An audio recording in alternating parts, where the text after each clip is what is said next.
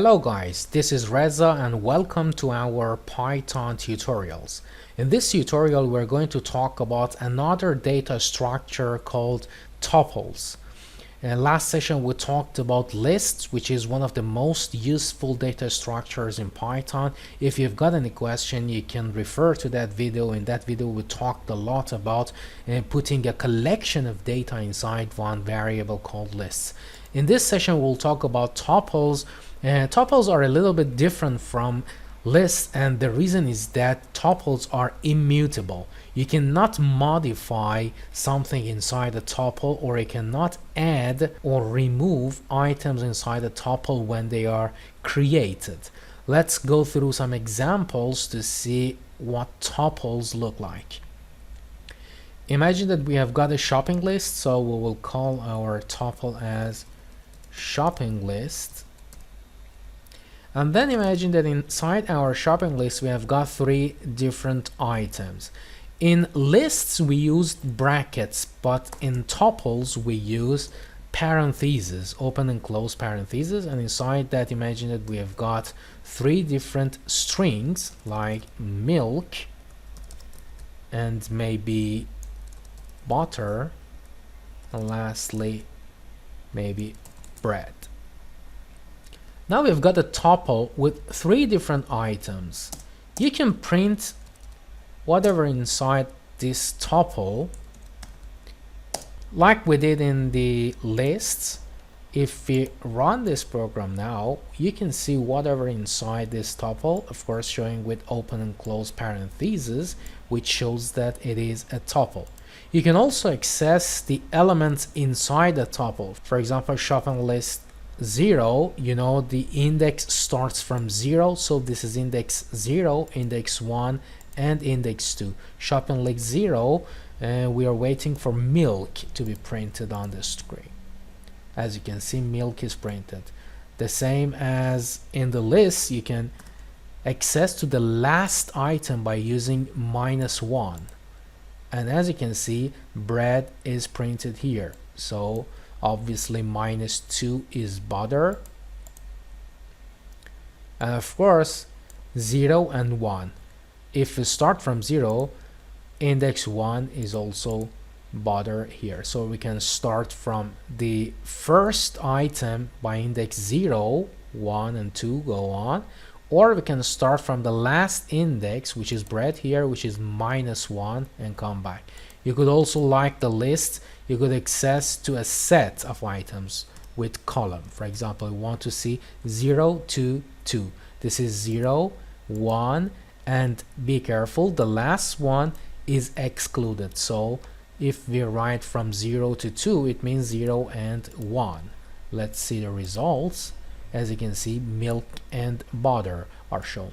If we didn't put this one, it means starting from the first item up to index 2, which is here 0 and 1, so we'll have the same results here.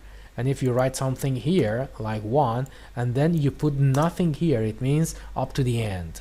So here we'll have butter and bread together like this. So we can determine the start and end indices here. All the functions that you had on the list are also on the tuples. For example, you can have the length of the tuple using len function, and here it is 3, so you will have 3 as the length of this tuple. But as you remember, the functions regarding adding or modifying items inside lists are not applicable anymore. So you cannot write, for example, shopping list dot append. If you write app, it doesn't suggest you append, and if you write append and add, for example, water to it, it gives you error. It says that tuple object has no attribute called append. You cannot append something. Obviously extend also doesn't exist. As you see, it doesn't suggest you extend. Even you cannot add anything using the index. As you remember, in the list, if it was a list, you could change the value of an item to, for example, water, but here you cannot modify it. It gives you an error saying tuple object does not support item assignment.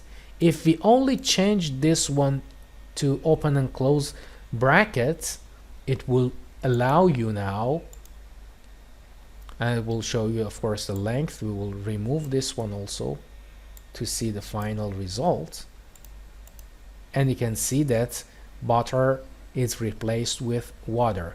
But tuples are immutable. Just open and close parentheses tells the application that it is a tuple.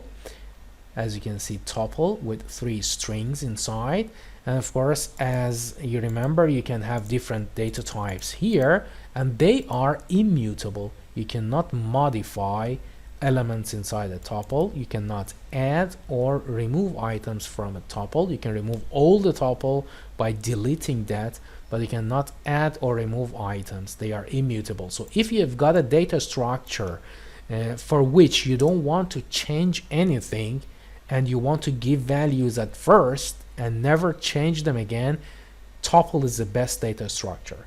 But if you have got a dynamic data structure on which you want to modify some elements, add items, remove items, lists are one of the choices. Of course, you've got other types of data structures like sets, like dictionaries, and so on. Knowing lists, tuples, and dictionaries, you are able to write most of your programs.